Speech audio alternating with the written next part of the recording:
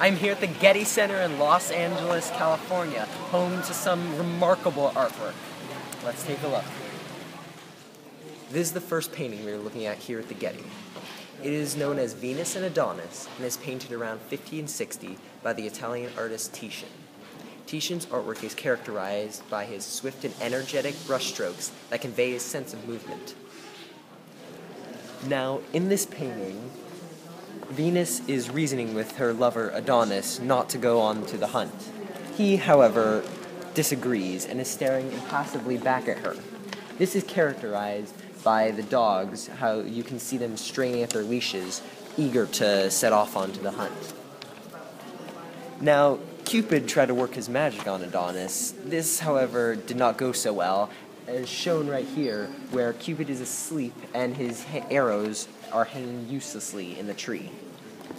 This story does have a tragic ending, as Adonis, not listening to Venus, sets off on the hunt and is tragically killed by a wild boar. This is the second painting.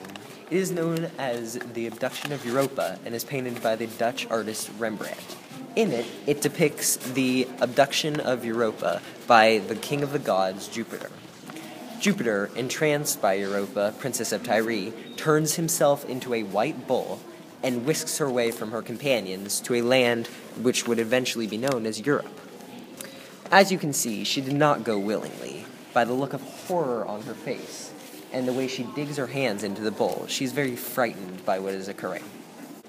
Now, during his long career, Rembrandt rarely painted mythological stories, but when he did, he painted them in great detail, as shown here. If you look at the contrast in lighting, you can see that the sky and the sea are painted with very light colors, a lot of pink and blue. Now, turn your attention back towards the forest, and you can see it's mostly used dark colors, browns, greens, and blacks. Also, I would like to turn your attention towards the faces of the people in it, how they convey their exact emotions. It is painted in so much detail, the very meticulous brushstrokes. The third and final painting is the Farewell of Telemachus and Eucharis, painted by the French artist Jacques-Louis. These characters, Telemachus and Eucharis, are based off the characters from Homer's Odyssey. Now, in this painting, Telemachus has fallen passionately in love with Eucharis. The problem is, Telemachus is looking for his father and cannot stay with Eucharis. This scene is in the grotto on Calypso's island, where they're saying their final farewells.